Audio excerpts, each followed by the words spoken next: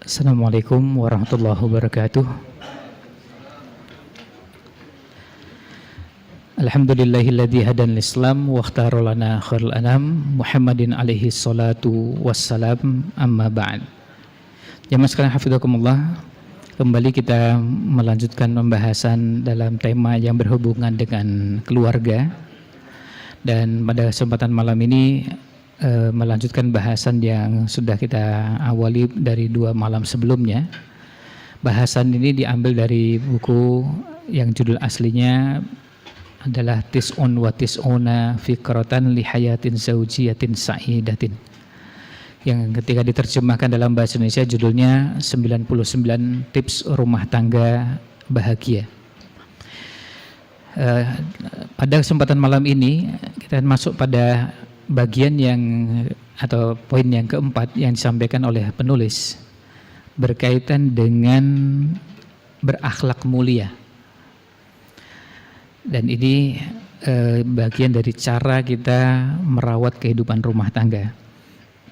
Semua kita tentu sepakat bahwa akhlak merupakan bagian dari ibadah, bagian dari ajaran agama yang kokoh ini. Dan kalau kita bicara tentang akhlak, maka akhlak itu mencakup semua ruang kehidupan. Salah satunya adalah dalam kehidupan rumah tangga. Kalau kita berakhlak sama orang lain, maka sudah barang tentu juga ada akhlak pada anggota keluarga. Suami kepada istri, orang tua kepada anak, anak kepada orang tua, kakak kepada adik, adik kepada kakak, dan semua anggota keluarga. Maka ketika Nabi Muhammad SAW menegaskan dalam sabdanya, innama bu'ithu liutammima makarimal akhlak, itu untuk menegaskan bahwa beliau diutus, salah satu tugas utamanya adalah menyempurnakan akhlak. Kemudian dalam hadis yang lain, Nabi Muhammad SAW juga menegaskan bahwa akmalul mu'minina imanan, orang yang paling sempurna imannya adalah ahsanuhum khuluqa, yang paling baik akhlaknya. Di lanjutan hadisnya disebutkan wa khiyarukum linisaikum, yang paling baik di antara kalian adalah yang paling baik terhadap istrinya. Jadi kalau kita menilai suami yang paling baik siapa? Suami yang paling baik akhlaknya terhadap istri. Dan redaksi hadisnya dengan sangat tegas menyebutkan bahwa itu adalah pria sejati, pria terbaik ya. Suami terbaik adalah yang paling baik kepada istrinya.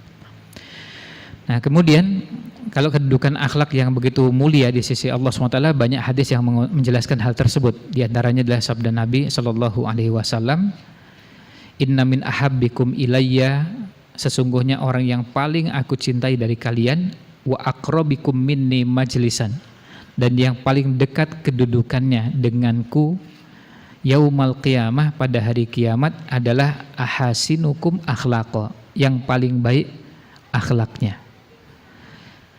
Dan kalau paling baik akhlaknya itu berada pada kedudukan yang sangat tinggi, sampai berada pada posisi dekat dengan Nabi Muhammad SAW, berarti surganya bukan surga yang biasa. Meskipun kita semua sepakat surga paling rendah pun sudah nikmatnya luar biasa, tapi ketika disebutkan surganya berada pada posisi yang paling dekat dengan Nabi Muhammad SAW, berarti ada kemuliaan yang lebih yang didapatkan oleh orang yang memiliki akhlak yang baik. Kemudian dalam hadis yang lain Nabi Muhammad SAW juga bersabda, ma min syai'in yudha'u fil mizan, tidak ada sesuatu yang ketika diletakkan di mizan ini timbangan, athqalu min husnil khuluq, yang lebih berat daripada akhlak yang baik. Wa inna sahiba husnil khuluq, orang yang memiliki akhlak yang baik, la yablughu bihi darajata sahibis shaumi was shalah, dia akan mencapai derajat orang yang berpuasa dan orang yang sholat. Bayangkan dia nggak sholat, tapi dapat pahala, derajatnya mencapai derajat orang yang sholat. Dia nggak puasa, tapi mendapat derajat seperti orang yang berpuasa. Ini untuk menunjukkan betapa besarnya keutamaan orang yang berakhlak mulia. Nah, lalu kemudian akhlak dalam berumah tangga itu apa saja? Tentu banyak, dan semua akhlak yang kita kenal dalam pembahasan akhlak yang kita istilahkan dengan akhlak karimah, akhlak mahmudah, itu masuk dalam kehidupan rumah tangga. Ketika suami menjadi suami, suami dituntut memiliki akhlak misalnya jujur, maka jujur itu dibawa dari sejak akad pernikahan sampai menutup usia, sampai berpisah dengan pasangan dan atau berpisah dengan anggota keluarga lainnya. Lalu kalau bicara amanah juga bagian dari akhlak yang dibawa ketika sejak akad nikah sampai dengan menutup usia. Demikian pula akhlak yang lain. Sayangnya begini, ketika orang menjalani akhlak itu tidak mudah berakhlak pada orang yang sering ditemui. Kita bisa ambil contoh yang paling sederhana, kalau ada seorang suami atau istri bisa jadi kadang-kadang bosen dengan pasangannya sehingga akhlaknya dianggap ya biasa aja lah. Itu begitu bertengkar di rumah, lalu tiba-tiba ada penjual siomay lewat di depan rumah. Keluar rumah itu langsung bisa berakhlak baik pada penjual siomay ya. Pak, beli 2 Pak. Ya. Itu kan nggak mungkin begitu keluar ketemu dengan penjual siomay langsung marah-marahi penjual siomaynya. Dimaki-maki, dicaci maki, kemudian meskipun tetap beli juga. Gak ada itu yang beli, padahal penjualnya bukan orang yang kedudukannya sangat mulia, ya enggak, tapi biasa aja. Dan memang akhlak itu artinya diberikan pada siapapun, tidak harus memilih ini mulia atau tidak mulia. Tetapi ini hanya cuma untuk sebagai ilustrasi bahwa kadang-kadang yang terjadi orang bisa berakhlak baik pada orang lain, tetapi dengan pasangannya sudah mulai agak susah. Dan begitu keluar rumah bisa berakhlak baik pada tetangga, bisa berakhlak baik pada para penjual yang lewat di depan rumah. Bayangkan kalau seandainya ada sekian banyak penjual lewat depan rumah, itu nggak ada satupun yang dikasari, nggak ada yang dimaki-maki. Mau beli juga belinya sopan, ramah, dan kadang-kadang ada candaan yang digunakan untuk menyapa penjualnya. Nah, artinya sambil bapaknya misalnya kalau tadi beli siomay sambil menghidangkan, terus ngobrol, jam berapa Pak keluar dari rumah? Saya tadi selalu ngobrol yang begitu ramah dengan penjual siomaynya tadi. Tapi dengan suaminya tidak seperti itu, atau kalau itu suami dengan istrinya tidak seperti itu.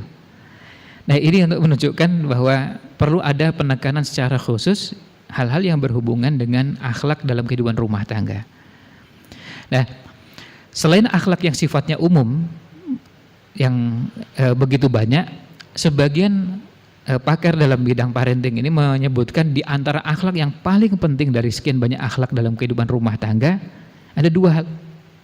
Yang pertama yang berhubungan dengan raut wajah, artinya dengan bertemu pasangan dengan senyum, ramah, santun. Raut wajah itu terlihat enak dilihat oleh pasangan atau oleh anggota keluarga yang lain. Dan yang kedua, kalau yang pertama diistilahkan tolaqatul wajhi, dan yang kedua tibul kalam atau tibul lisan. Jadi berbicara yang baik, yang santun, ramah, memilih kata-kata yang paling pas untuk masing-masing. Nah, 2 akhlak ini kita bawa sampai dengan menutup usia. Dan seperti yang pernah kita sampaikan sebelumnya, ibadah terpanjang dalam kehidupan kita adalah ibadah berumah tangga. Kalau sholat tarawih cuma sebentar, paling-paling setengah jam udah selesai. Puasa Ramadan ya paling cuma 30 hari, nggak pernah ada puasa Ramadan 31 hari. Ya 29 atau 30 hari, setelah itu selesai. Tapi kalau berumah tangga, ibadahnya sejak kapan sampai kapan, ya panjangnya luar biasa. Kalau kita sudah merasakan jenuh, capek, bosan, disitulah ujiannya. Karena yang ditemui orang yang sama yang kita lihat bukan cuma kemarin, apalagi yang usia pernikahannya bukan cuma baru setahun 2 tahun, 10-20 tahun, ada yang sudah 40-50 tahun. Sekian banyak yang berkaitan dengan persoalan rumah tangga. Kami pernah membuat riset di tahun 2020, respondennya ribuan, tentu online. Ternyata salah satu di antara pemicu persoalan rumah tangga yang berada pada posisi tertinggi adalah komunikasi dalam rumah tangga. Kadang-kadang suami sudah capek ya di kantor, dan yang jadi masalah capeknya itu bukan capek hanya sekedar capek fisik, tapi capek juga karena menguras bukan cuma tenaga tapi menguras perasaan. Sehingga begitu pulang capek dia, malas ngobrol ya, ngobrol sama istri, ngobrol sama anak. Sehingga begitu ditanya jawabannya dengan sangat singkat. Tanya, Pak mau minum teh? Jawabannya ya. Itu artinya apa itu? iya apa enggak gitu. Susah dipahami. Akhirnya kemudian istrinya bikinkan teh hangat. Begitu disodorkan, suami bilang, loh siapa yang minta teh? Ya istrinya mau jawab apa tadi? Benar juga kan tadi jawabnya, gitu ya. Itu apa dia? Bisa iya, bisa tidak gitu ya. Istri memahami kayaknya, gitu ya. Iya, bikinkan, ternyata maksudnya enggak gitu ya. Nah besoknya enggak dibuatkan, ternyata minta. Kan bisa serba salah ya. Sama juga menghidangkan teh yang hangat ya. Ketika dibuatkan hangat, tapi karena terlambat diminum jadi sudah dingin. Lalu tanya lagi, ini apa memang nggak ada air panas di rumah? Ya, kok bikin teh dingin begini? Nah, besok dibuatkan agak lebih panas ya, karena barangkali diminumnya agak terlambat. Ternyata langsung diminum, ya kepanasan. Jadi semuanya jadi serba salah. Dan ini masalahnya bukan masalah air hangatnya, bukan masalah tehnya, tapi memang suasana dan perasaannya. Sehingga ngomong apa saja bisa salah. Ya ngomong yang benar bisa salah. Ya, apalagi ngomong yang salah, ya udah pasti lebih salah lagi. Nah sikap ini muncul karena apa? Karena bisa jadi capek dia. Apalagi tadi saldo ngobrolnya, saldo bicaranya sudah habis di tempat kerja, atau kalau ada yang kebetulan berprofesi sebagai guru, dosen, saldo ngomongnya sudah habis di ruang kelas. Begitu sampai di rumah udah capek, bawaannya sudah tinggal ingin istirahat. Nah, padahal kadang-kadang anggota keluarga juga ingin ada waktu untuk bercengkrama, ngobrol, dan ini kesempatan bersama dengan bapak yang ditunggu sejak berjam-jam yang lalu belum pulang. Tapi tadi persoalannya bagaimana kita tetap tidak berada pada suasana hati yang keruh meskipun pekerjaannya menguras fisik. Boleh pekerjaan itu menguras fisik sampai kita capeknya luar biasa, tapi jangan sampai menguras perasaan sehingga kita tidak sempat lagi merespon. Bahkan senyuman pun tidak diberikan respon yang memadai. Di zaman sekarang kita juga menghadapi persoalan baru ketika mendapati ada sebagian pasangan yang sibuk dengan perangkatnya, menjawab dengan lisannya tapi tidak dengan hati dan pikirannya. Kadang-kadang ketika yang satu bertanya dijawab, tapi tangan dan wajahnya sambil tetap memegang perangkat handphonenya. Ketika dia diajak ngobrol dia jawab iya, ya. Terus iya, jawab iya dan tidaknya itu sambil wajahnya tetap tertuju kepada handphonenya. Yang ngajak ngobrol lama-lama jadi bosan juga, capek juga. Ini udah ngomong bolak-balik, tanya bolak-balik, jawaban yang sangat sederhana. Nah di waktu yang sama juga kadang-kadang ada sebagian yang ketika kurang kreativitas dalam mengembangkan akhlak, karena akhlak ini bisa dikembangkan disesuaikan dengan kondisi yang ada. Contohnya misalnya seorang bapak tanya pada ibu, atau ya, suami pada istri, atau bapak tanya pada anak. Kan perlu sesekali pertanyaannya diubah. Jangan tiap hari pertanyaannya sama. Setiap kali pulang pertanyaannya sama. Sudah makan? Ya. Sudah mandi? Ya. Sudah ngerjakan PR? Sudah. Jadi pertanyaannya itu akhirnya apa? Anak juga bosan, pertanyaan bolak-balik tiap hari, pasti tanya makan lagi nih. Pasti nanya mandi lagi. Jadi bapak sebelum ngomong udah langsung diketahui, bukan diketahui pertanyaannya, sampai diketahui jawabannya. Ya, bayangkan ini belum ngomong sudah diketahui jawabannya.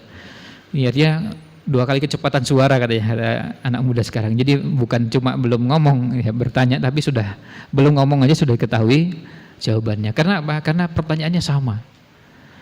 Ya, sampai ada guyonannya anak muda sekarang, pertanyaannya template, ya jawabannya default ya. Atau ya cuma begitu aja kan jawabannya ya enggak, ya, cuma begitu aja. Sesekali kadang-kadang perlu suasana hati juga ditanyakan. Itu bagian dari akhlak. Gimana rasanya hati ini? Gimana sekolah hari ini? Seneng enggak itu ya? Ada enggak yang berkesan dari kegiatan belajar di sekolah? Jadi pertanyaannya bukan lagi pertanyaan seperti ngetes. Termasuk juga pertanyaan Bapak Ibu sekalian yang kadang-kadang perlu divariasi adalah ketika sudah di sekolah ditanyai pelajaran, di rumah ditanya pelajaran lagi. Rasanya semuanya kok jadi ngetes semua dan ujian semua. Padahal kadang-kadang perlu ada suasana yang menyegarkan. Nah, akhlak ini dari waktu ke waktu perlu kita kembangkan keterampilan kita. Karena ketika seorang berakhlak, beberapa hal yang berkaitan dengan rambu-rambu akhlak itu sifatnya umum, detail-detailnya disesuaikan dengan bisa yang pertama dengan kondisi di mana kita berada, yang kedua disesuaikan dengan objek di mana kita berakhlak. Jadi ketika kita misalnya menyebutkan ada perintah berbakti kepada orang tua, itu dalam keluarga. Birrul walidain itu kan akhlak dalam keluarga. Nah, ketika kita menerapkan birrul walidain, gimana bentuk terapannya? Bisa beda-beda, bisa macam-macam. Misalnya di waktu sore ketika orang tua waktunya akan mandi, perlu disiapkan peralatannya, kita bantu. Kita siapkan handuknya, kita siapkan sabun, lalu kita cek kamar mandinya apa airnya sudah tersedia. Apalagi kalau ada sebagian orang tua yang sudah terbiasa kalau mandi dengan air hangat, berarti kita pastikan siapkan air hangatnya. Masing-masing keluarga bisa beda-beda. Maka tidak ada yang baku. Semuanya benar. Sama seperti kalau kita sore hari menyediakan atau misalnya menjelang buka puasa. Kalau kita di bulan Ramadan, kira-kira minuman yang paling disukai bapak kita apa? Bisa beda-beda. Tidak ada yang baku kita mengatakan semua pasti suka kopi. Ya, enggak juga, banyak yang enggak suka kopi. Ada yang lebih suka teh, ada yang lebih suka minuman ini dan itu. Maka semuanya masuk kategori berbakti pada orang tua. Yang nyiapkan kopi berbakti pada orang tua, yang nyiapkan teh juga berbakti pada orang tua, sebagaimana yang nyiapkan air putih hangat juga masuk berbakti pada orang tua. Karena orang tua sukanya apa bisa beda-beda. Kesukaan itu tidak ada batasnya. Bisa setiap orang punya kesukaan yang berbeda. Maka pada saat kita menghidangkan bisa dengan cara yang berbeda-beda. Nah, termasuk yang perlu kita terapkan dalam kehidupan akhlak dalam kehidupan rumah tangga adalah belajar memahami. Nah, belajar memahami, kalau suami memahami istri, orang tua memahami anak-anak. Karena apa? Karena kita berangkat dari latar belakang yang berbeda. Ada suami dan istri yang berangkat dari lingkungan yang berbeda, bukan lingkungan budayanya. Bisa jadi lingkungannya sama, tetapi kebiasaan di rumahnya yang berbeda. Contoh sederhana, ada yang menikah sama-sama orang Jogja, suaminya orang Jogja, istrinya orang Jogja, berarti kan bahasa tidak masalah, artinya bahasanya sama. Kemudian bapak dan ibunya dari pihak suami juga orang Jogja, bapak dan ibu dari pihak istri juga orang Jogja, berarti tidak ada masalah dari sisi adat istiadat. Tetapi ada perbedaan. Kebetulan suaminya ini berangkat dari keluarga yang bapaknya punya profesi, bapak dan ibunya punya profesi yang berbeda. Ibunya ibu rumah tangga, bapaknya bekerja di luar. Sehari-hari sang suami ini menyaksikan bapaknya itu dilayani oleh ibu. Jadi kalau pagi mau berangkat disiapkan semuanya. Ada tas, sepatu, kaos kaki, kunci mobil. Kalau itu perlu pakai jaket, ya pakai jaketnya sekalian. Semuanya disiapkan sampai makan. Makanan yang dihidangkan ke hadapan bapak itu disiapkan oleh ibu, dan ibu tahu takarannya persis ya. Nasinya kira-kira ukurannya berapa, kemudian lauk, sayur, dan bapak suka sambal atau enggak, termasuk bapak ini tipenya silent man atau silent man itu yang enggak suka kerupuk katanya. Ya, suka kerupuk apa enggak suka kerupuk ya. Nah, itu ibu paham betul. Sehingga setiap hari sang anak menyaksikan ibu melayani bapak untuk semua keperluannya sampai bapak pergi. Bayangkan sampai pintu pagar yang buka kan ibu. Anak menyaksikan tiap hari seperti itu. Akhirnya dia mendapatkan gambaran bahwa seorang suami itu dilayani seperti itu. Nah, kebetulan menikah dengan seorang istri yang istrinya punya orang tua, bapak ibunya sama-sama guru. Tiap hari berangkat di waktu sebelum terbit matahari. Karena tempat mengajarnya agak jauh, yang satu jadi kepala sekolah. Ya, kepala sekolah kan nggak mungkin berangkatnya terlambat ya. Ya, tentu kecuali kalau kepala sekolah yang nggak baik. Tapi kalau kepala sekolah yang jadi teladan kan pasti datang lebih awal, mengecek, memastikan ini dan itu. Setiap hari begitu. Apalagi jarak untuk ke tempat sekolahnya juga tidak terlalu dekat. Apa yang terjadi? Dia menyaksikan bapak dan ibunya ketika sarapan yang ngambil masing-masing. nasi di belakang ada di rice cooker, lauk di meja makan, sayur sampai kerupuknya ada di toples, semuanya ada dan tersedia, tapi ngambil sendiri-sendiri. Sendoknya di mana? Ya tempat sendok. Ya ngambil sendiri. Piring di mana? Tempat piring. Ya. Nah, ketika menikah, apa yang terjadi? Sang suami ini berharap diperlakukan seperti di rumahnya. Sang istri tidak merasa bermasalah karena apa? Karena dia merasa bahwa di rumahnya juga saya begitu. Ya, kalau mau makan ya ngambil sendiri. Ya, makan kan ngambil sendiri. Nasi di belakang sudah tak siapkan, tapi masih di rice cooker. Ya, lauknya di mana? Di meja. Ya. Kemudian sayurnya di mana? Masih di panci, di atas kompor. Jadi kalau mau makan ya tinggal ngambil sendiri dan satu-satu diambil, kemudian dimakan. Akhirnya muncul masalah karena apa? Ternyata ada perbedaan latar belakang, ada perbedaan kebiasaan. Nah, ini bagian yang perlu disesuaikan pada saat berumah tangga. Karena ternyata di sana punya kebiasaan yang berbeda dengan di sini. Dan dua-duanya benar. Keluarga dari pihak suami itu benar kebiasaan tersebut. Keluarga dari pihak istri juga, bapak dan ibunya juga benar. Itu nggak ada yang salah. Dua-duanya sama-sama benar karena memang dengan aktivitas yang berbeda.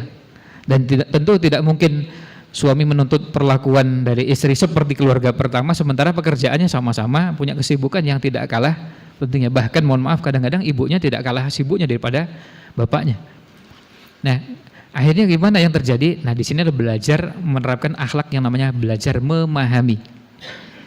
Nah, memahami ternyata ada perbedaan latar belakang, ada perbedaan kebiasaan.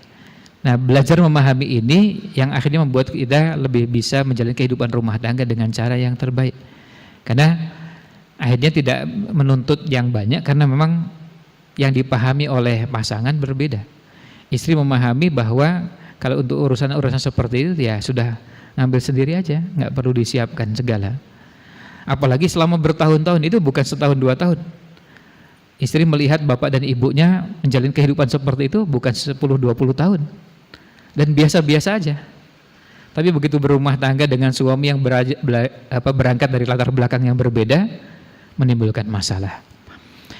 Nah, belajar memahami adalah bagian dari akhlak. Maka akhlak juga kita praktekkan dalam urusan-urusan yang berhubungan dengan detail-detail kehidupan rumah tangga. Kemudian yang terakhir, semua bahasan akhlak ini rujukan utama kita tentu syariat Islam yang sumbernya di Quran dan hadis dan diterapkan langsung oleh Nabi Muhammad SAW. Maka ada 2 cara untuk mempelajari akhlak ini secara utuh dan dua-duanya ditempuh. Yang pertama adalah mendapatkan panduan dari Quran, dari hadis, baik yang sifatnya umum maupun yang menjadi contoh-contoh detailnya. Sebagian hadis yang tadi kita sebutkan adalah contoh-contoh hadis yang menunjukkan keutamaan akhlak. Nah, kemudian ini yang pertama. Dan kalau mau diteruskan di Quran tentu banyak contohnya. Bayangkan Nabi Ibrahim alaihissalam berhadapan dengan bapaknya. Gimana rasanya bapaknya? Nabi Ibrahim adalah orang yang betul-betul menjadi imam yang menegakkan tauhid. Bapaknya pimpinan dan tokoh musyrikin, tinggal satu rumah. Nabi Ibrahim tetap berakhlak baik. Tidak pernah keluar kata-kata kasar kepada bapaknya yang musyrik. Ini musyrik kafir dan kafirnya kafir asli. Pakai shotnya ya, asli ya. Jadinya kafir tenanan dan kafirnya bukan kafir 17 atau 14 karat ya. Artinya kafir tulen. Tapi Nabi Ibrahim alaihissalam dalam Al-Quran tidak pernah terlontar kata-kata yang kasar kepada bapaknya yang jelas-jelas kafir. Itu kita belajar akhlak. Seorang anak yang berhadapan dengan bapak yang jelas-jelas kafirnya, ya abati. Abati itu adalah panggilan untuk menggambarkan kasih sayang seorang anak kepada bapaknya, panggilan sayang. Dan contoh-contoh yang lain juga kita bisa temukan pada beberapa contoh dalam Al-Quran, selain juga dalam hadis. Yang kedua, kelebihan kita adalah bahwa kita punya contoh terapan yang begitu banyak, lengkap dari contoh para nabi dan rasul, termasuk dan paling utama adalah nabi kita Nabi Muhammad SAW. Bayangkan Nabi Muhammad SAW itu dalam kehidupan rumah tangganya semuanya boleh diceritakan, sampai yang detail-detail dan sangat pribadi pun boleh diceritakan. Tidak ada satupun yang disembunyikan. Hadis apapun yang berhubungan dengan kehidupan rumah tangga Nabi Muhammad SAW itu semuanya boleh diceritakan. Dan tidak ada satupun hadis yang dikatakan ini jangan disampaikan, tolong ini disembunyikan, jangan disampaikan kepada umat, itu nggak ada. Mau hadisnya terdapat di kitab apapun, selama hadisnya sahih, bukan hadis palsu. Kalau hadis palsu semua sepakat jangan disebarkan, jangan disampaikan. Sehingga kita bisa mendapati bagaimana kehidupan rumah tangga Nabi Muhammad SAW ketika beliau marah atau sebaliknya istrinya marah. Sampai marahnya bisa dicontoh. Dan sampai hari ini kita tentu akan merasakan sangat sulit luar biasa pada kondisi marah lalu direkam. Kan begitu, Nabi Muhammad SAW ketika marah kan direkam oleh para sahabat, lalu diceritakan marahnya Nabi Muhammad SAW. Nah sekarang coba seandainya ada di antara kita pas marah, langsung tak nyalakan kamera, nah, direkam. Ya. Siapa di antara kita yang berkenan? Ya. Ketika marah lalu direkam dan kemudian apalagi setelah direkam disiarkan. Ya. Nah itu bisa mengundang kemarahan berikutnya. Sementara Nabi Muhammad SAW semuanya bisa diceritakan, sampai marahnya beliau bisa diceritakan. Marahnya Aisyah kepada Nabi Muhammad SAW kan juga bisa diceritakan. Apa bentuk marahnya? Yaitu ketika Aisyah nggak mau menyebut nama suami. Itu udah marah itu. Jadi nggak ada namanya pisuhan, itu nggak ada, cacian, makian itu nggak ada. Cuma nggak mau menyebut nama suami. Itu menunjukkan bahwa beliau sedang marah dengan suami. Nah, kita kalau orang berada pada akhlak seperti itu kan kita akan mengatakan akhlak pada level yang sangat tingginya luar biasa. Cuma nggak mau nyebut nama suami. Itu adalah bentuk marah. Dan Nabi Muhammad SAW peka karena saking pekanya beliau tahu ini istrinya sedang marah. Sehingga nggak mau menyebut nama Rasulullah SAW, nama Nabi Muhammad SAW. Nah, sehingga ketika marah tidak ada benda terbang, nggak ada piring pecah, nggak ada pukulan, tendangan, bantingan, smackdown, itu nggak ada semua dia di rumah. Jadi nggak ada kekerasan fisik. Ya. Dan nah ini sebagai penutupnya, kalau ada di antara kita yang berangkat dari latar belakang keluarga yang sudah terlanjur terbentuk dari kultur yang kasar, maka setiap kali kita belajar untuk menjadi orang yang lembut, kita dapat pahala. Prosesnya sendiri kita dapat pahala. Mohon maaf, ada sebagian kita yang mungkin berangkat dari daerah di luar Jogja yang sudah terbawa dengan kultur yang bawaannya beda antara tegas dengan kasar ya. Kalau tegas itu perlu, semua kita memerlukannya. Tapi kalau kasar kan beda. Ya, beberapa daerah mengucapkan dan mengatakan kepala Anda gitu. Rok suka dalam bahasa Arab itu. Itu kan ungkapan marah gitu ya. Saya nggak usah sebutkan ya contohnya. Insya Allah paham gitu ya. Kepala sirah panjenengan gitu ya. Itu kan mengungkapkan marah gitu ya. Di tempat yang lain itu biasa aja, tapi di sini kan bisa jadi masalah. Sampai mengucapkan kata-kata seperti itu. Ternyata di beberapa daerah lain ada yang lebih kasar dari itu. Karena memang sudah terbentuk dengan kultur yang sangat kasar. Maka kalau begitu yang bersangkutan pindah ke Jogja dan melatih untuk menjadi lembut, dia dapat pahala itu. Nabi Muhammad SAW bersabda, innamal hilmu bittahallum. Yang namanya kelembutan itu dilatih dengan membiasakan kelembutan. Berapa sahabat jangan dikira bahwa mereka tidak kasar. Umar bin Khattab, coba lihat, kurang apa bejatnya ketika jahiliyah. Umar bin Khattab ya, ketika jahiliyah. Jahatnya luar biasa, kasarnya, bengisnya, bejatnya luar biasa ketika jahiliyah. Begitu masuk Islam berubah menjadi orang yang sangat halusnya luar biasa dan sangat mudah menangis. Dinasihati oleh nenek-nenek, nangis itu. Diingatkan dengan akhirat, nangis.